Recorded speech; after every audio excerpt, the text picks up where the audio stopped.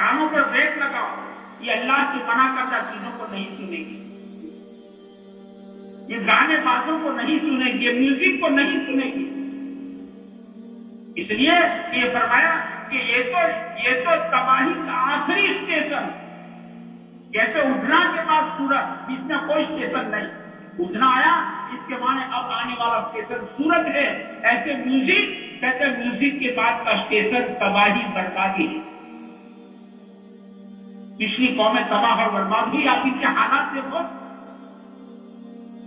قوت فکر و عمل پہلے فنا ہوتی ہے، پھر کسی قوم کی شوکت سے زوال آتا ہے، ہلاک کر دیا، اور اس کے بعد تباہی کا اسٹیشن۔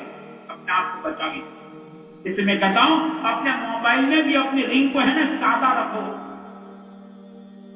ذرا ہم سمجھدار بنیں۔ اللہ کے نبی فرماتے ہیں میں گانے اور بازوں کو مٹانے کے لیے آیا ہوں۔ میرے دوستوں کیا خیال ہے، جس گانے اور بازوں کو، میوزک کو پیارے نبی مٹانے کے واسطے آئے تھے، وہ ہمارے گھروں میں نہیں، ہمارے جیب میں نہیں، اللہ کے گھر میں قبرستان میں جنازے کی نماز میں، یہاں تک کہ بیت اللہ سے زندہ ہو گیا۔ بتاؤ کتنا ڈرنے کی چیز یہاں پر جنازے کی نماز میں شریک تھے، جہاں جنازے کی نماز شروع ہوئی اور اس کا موبائل بجا، میوزک بجا، یہاں تک کہ جنازے کی نماز کا سلام گرا، اس کا میوزک چلتا ہی رہا۔ اللہ کے گھر کو ہم نے نہیں چھوڑا، قبرستان کو نہیں چھوڑا، ہم نے بیت اللہ کو نہیں چھوڑا، جس چیز کو اللہ کے نبی مٹانے آئے تھے اس سے نہیں چھوڑا۔ باقی سوچنے کی بات ہے، اپنی رنگ کو سادہ رکھو، اپنی آخرت کو اپنے ہاتھوں سے میرے دوستوں، اپنے پیروں پر کلہاڑا مارنا یہ کوئی سمجھداری کی بات نہیں ہے۔ کے ساتھ کیا کرے، جو چائنا کا ہے، جو چائنا کا کیوں رکھتے ہو آپ؟ بدلو اس سے، مسئلہ آخرت کا ہے، مسئلہ میرے دوستوں اللہ کی ناراضگی کا ہے۔ بہت سمجھداری کے ساتھ ہمیں جینے کی ضرورت ہے۔ وہ تو باقاعدہ سازش ہے، انہوں نے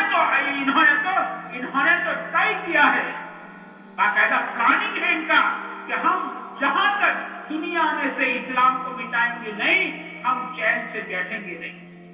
باقاعدہ ان کا ذہن ہے، ٹارگیٹ ہے ان کا ٹارگیٹ ہے، ہم عرب کی لڑکی کو ننگی کر کے چوراہے پر نچائیں گے نہیں، وہاں تک چین سے بیٹھیں گے۔ تو ہم ان کے بہاؤ میں بہیں گے۔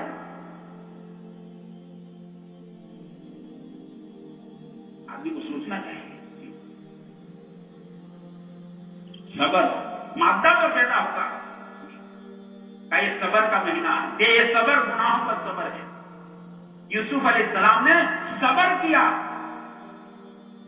حالانکہ زلیخا آپ کے پیچھے ہے، دیوانی ہے، پاگل ہو گئی ہے، لیکن یوسف علیہ السلام نے صبر کر دیا، تقوی اختیار کیا۔